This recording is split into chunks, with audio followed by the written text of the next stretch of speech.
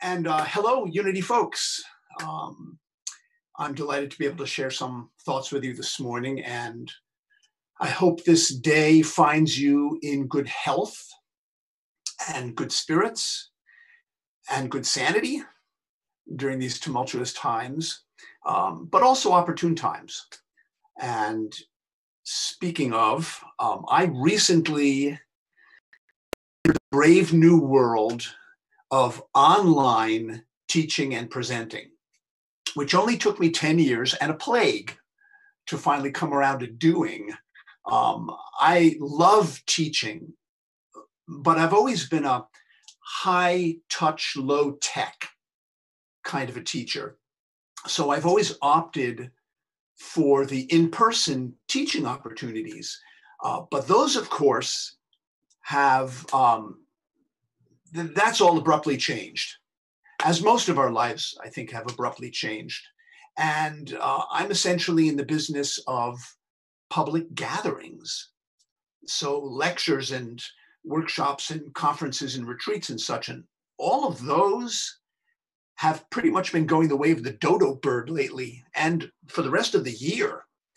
And if you yourself are a teacher of any kind, or a performing artist of any kind, or you work for a company whose doors have closed, you're having to adapt, as am I. I mean, at least if we want to continue sharing our work with the world and making an income of some kind. And at the risk of being blunt, nature has a pretty simple word for those who are unable or unwilling to adapt, to change, and the word is extinct. And I think it goes as much for the individual as it does for the species, all right? And the pandemic is very clearly calling on us to adapt, all right? Which is really another way of saying to grow, okay? So some of you may be familiar with the name Abraham Maslow.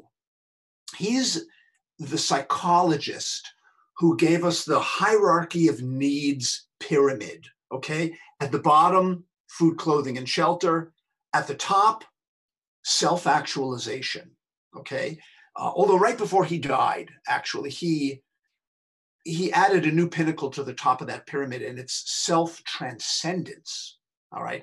But this is what he said about the former pinnacle, which is self-actualization. He said, self-actualizing types.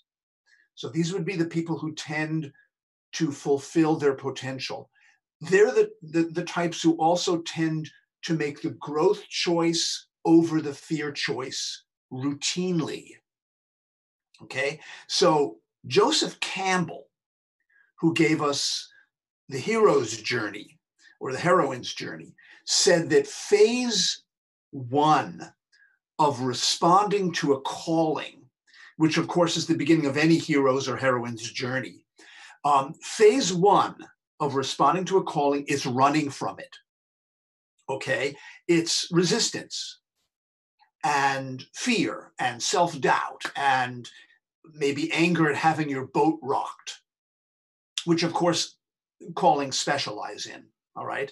Though it's quite possible that the degree of resistance you might have to whatever the pandemic is calling for from you is probably proportionate to the amount of power and growth waiting to be unleashed once the no turns into a yes, okay? But clearly the pandemic is offering each one of us and all of us collectively an AP class, okay, a graduate level class in boat rocking, okay, as well as in adaptation. And actually the fact is humans have proven themselves to be extremely good at adaptation when we set our minds to it, all right? So whenever a vaccine finally shows up for the coronavirus, it is going to be based on the following wisdom, which is really the bedrock of the entire science of immunology. And that is that you introduce a little bit of chaos into the system to strengthen it. All right? You shake it up for the sake of helping it evolve and grow. Okay? And it's interesting to me that in the central creation story in the Western canon, which of course is Genesis, chaos with a capital C is described as the condition of the earth before it was formed. Okay, so what I take that to mean is chaos precedes creation. Okay, chaos precedes creation. And if we deny ourselves the one, we're going to deny ourselves the other. All right. So this actually reminds me of something that the comedian Red Fox, remember Red Fox? He used to say, heroes are not born, they're cornered. I love that. I think it's appropriate to this conversation. So one way to approach the pandemic, and one of the purposes I think that it can serve, is in exploring how your life might grow and evolve as a result of it. All right, what the chaos in the coronavirus might be calling for from you personally, whether in whatever department, whether this is in the creative department or the social and interpersonal department, the spiritual department. All right, it's really an opportunity to take an inventory. All right, to sort of step outside and look back in through the shop window at your own life. How are you responding to this event? What are you learning? What are you discovering about yourself?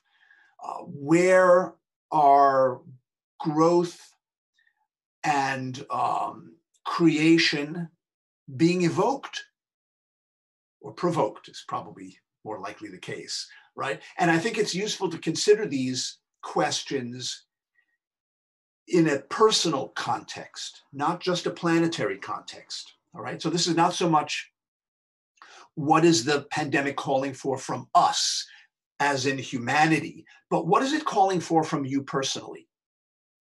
Okay, and to think of this not even in a philosophical point of view, like what is the ultimate purpose of this event? Or how might this be a reset for humanity? But how might it be a reset for you? Okay, so and frankly, to pose questions to yourself along the lines of what wants to emerge for you or awaken in you as a result of this rather unprecedented event. All right, what is being given an unexpected entrance cue by all this?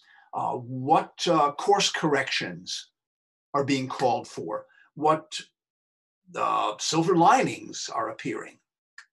And of course, what do you want your new normal to look like once the pandemic is in the rearview mirror? Okay, so let me give you some examples of some of the questions that I've been posing to myself throughout all of this, and will, in fact, in the webinar this afternoon. So here's one.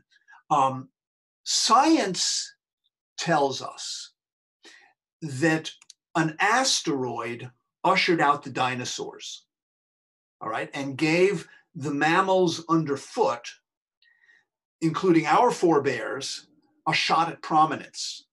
Okay, so using that as an analogy, once the dinosaurs, if you will, of the status quo are sidelined, which of course they are for most of us presently, parts of us that are normally overshadowed are given an opportunity to come out into the light.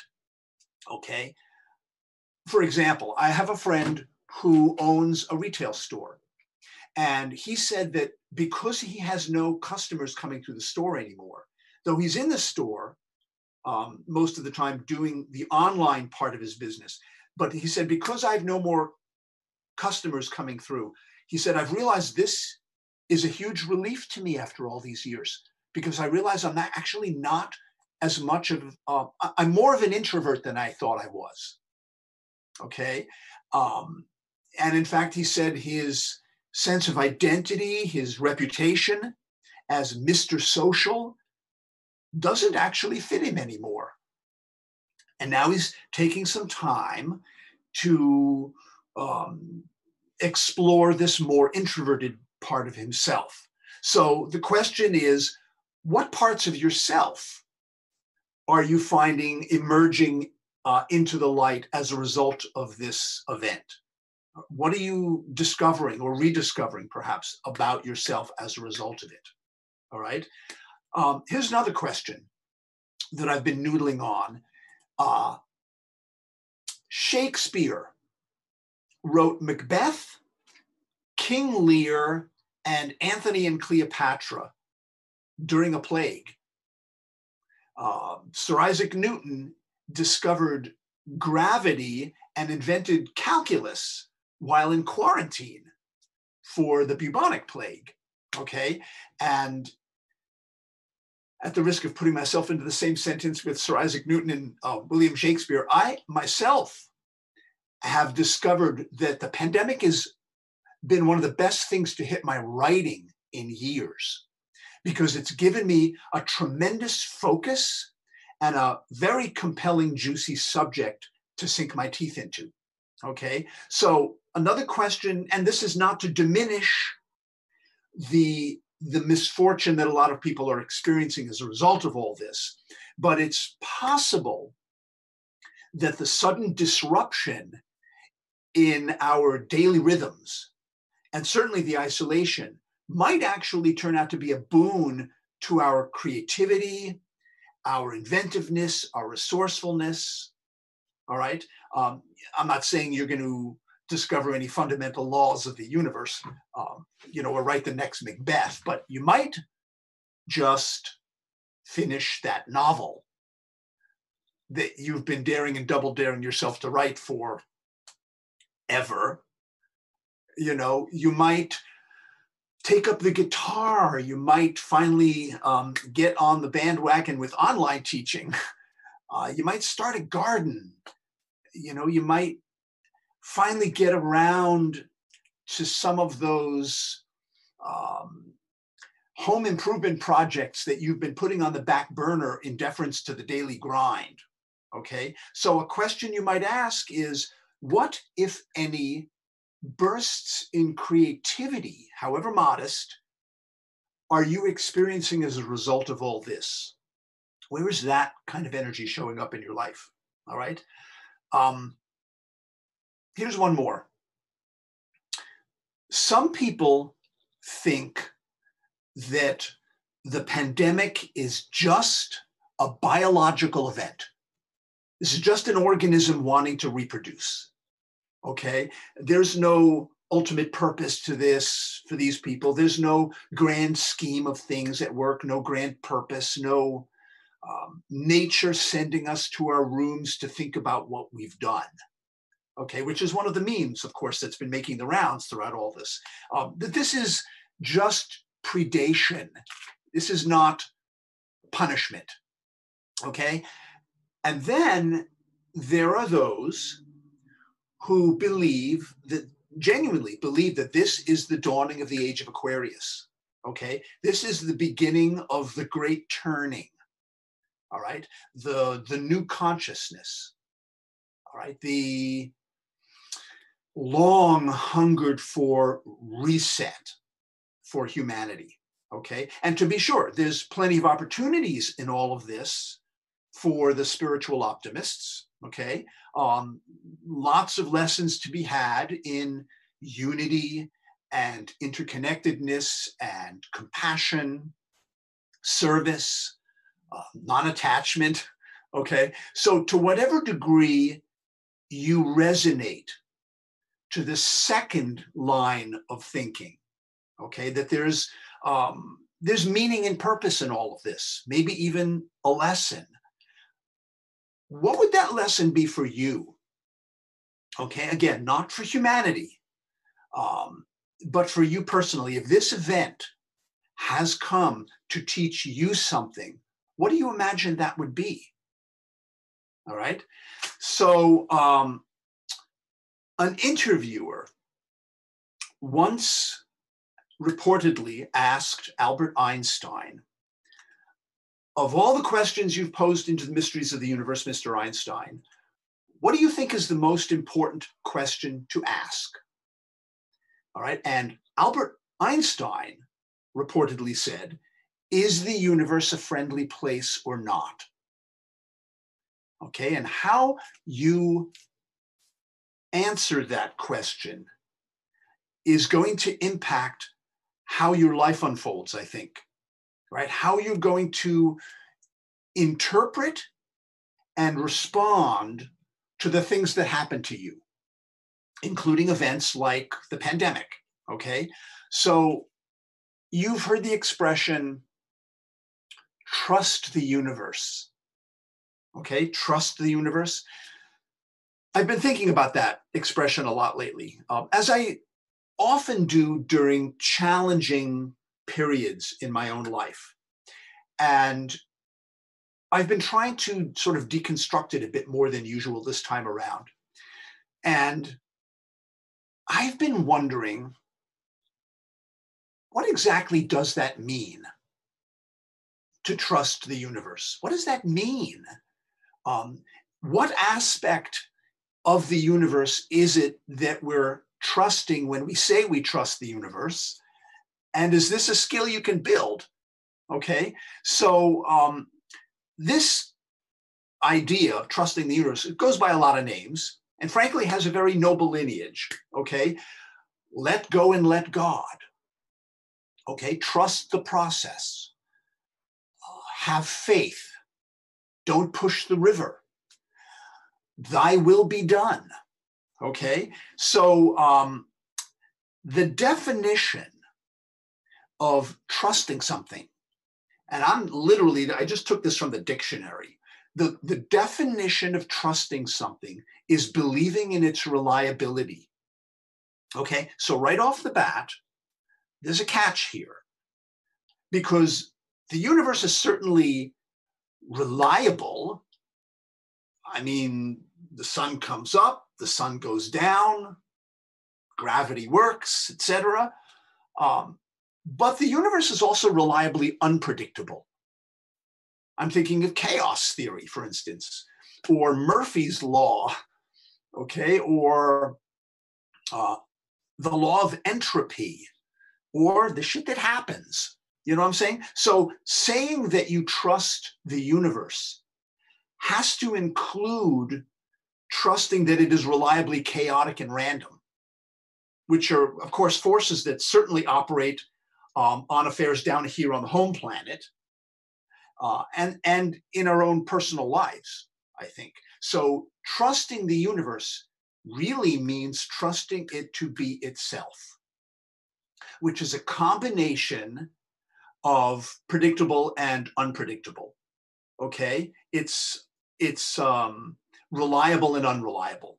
All right, this requires a skill that I once heard somebody describe as heroism redefined for the modern age.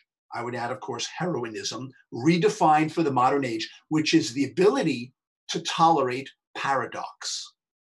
Okay, to hold two seemingly contrary forces or ideas or impulses or beliefs inside you at the same time and still retain the ability to function, if not hang on to your cookies.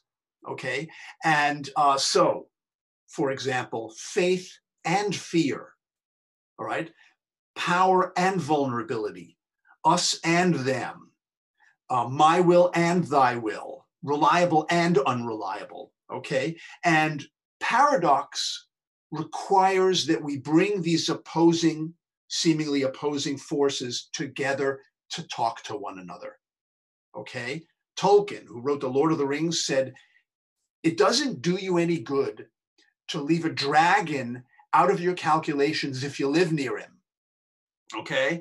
So trusting the universe and finding meaning and purpose in this particular manifestation of the universe, which is the pandemic, might ultimately be a matter of staying in conversation with the universe, in co-respondence with it, okay? And there's lots of ways of doing that. Dialoguing with the dragons in your life, asking for dream guidance, all right? Listening to your body, trusting intuitions and synchronicities, meditation, spending time in the natural world, okay? The great outdoors, or journaling. I mean, journaling is a beautiful way of striking up a conversation with the universe. I'm thinking of something that Ira Progoff once said. Ira Progoff is sort of the grandfather of what's called intensive journaling. And this is something he developed back in the 1960s. And he said that the purpose, the point of journaling is to go down deeply enough into your own well that you eventually hit the stream that's the source of all the wells. It's beautiful, isn't it? And what a perfect tool, therefore, for being in conversation with the universe, you know, the grander scheme of things, the bigger picture. And also just feeling your way through events like the pandemic, okay? So one of my own responses to this event has been to rearrange my morning routine to now include an act of trust rather than just an abstract notion of it. So now my morning routine includes 15 to 20 minutes of playing the piano before I come in here to my office to start working. And this is a way of demonstrating to myself that I could afford the time to do that, okay?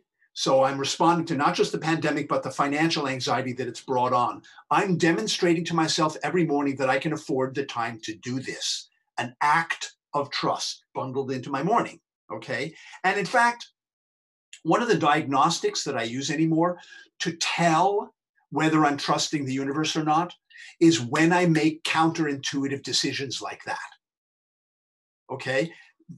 Decisions that run counter to reason and logic. So in other words, responding to fear, for instance, with surrender rather than always striving, okay? Or choosing passion over security sometimes, or making the growth choice over the fear choice, or trying to allow things to happen rather than always trying to make them happen. All right, make money, make a living, make an income, make headway, make a difference, make love. I mean, there's just a lot of making, not so much allowing, okay? So ultimately, trusting the universe may not even really be a practical or even psychological enterprise as much as a spiritual enterprise. In other words, it may not necessarily be about strategizing and pounding the pavement and creating new affirmations and doing behavior mod of some kind, all of which are terrific ideas. But I think it may ultimately come down also to just sitting respectfully with things as they are. Sitting respectfully with things as they are, okay? Allowing yourself to feel what you feel during all this without even needing to understand it, no less do something about it, all right? Make something happen in relation to those feelings. And I think it also requires a certain forbearance for mystery. Just the willingness to hang out in the dangle with mystery, okay? Not try to solve it, but just submit yourself to it. and whether this is mystery that's out in the universe out there or in the universe that's in here. Okay, so in closing, I would humbly encourage you to answer Einstein's question. Answer Einstein's question. Is the universe a friendly place or not? And maybe even to consider why you believe the universe is either a friendly place or not. Okay. And I would also simply add that as for the webinar this afternoon, 1:30 to 3:30, this is a very hands-on opportunity to look at what this whole event, which is apparently far from over, is calling for from you. All right. So I hope you'll come. And I want to thank you for inviting me back. And I wish blessings to each and all of you. Thank you.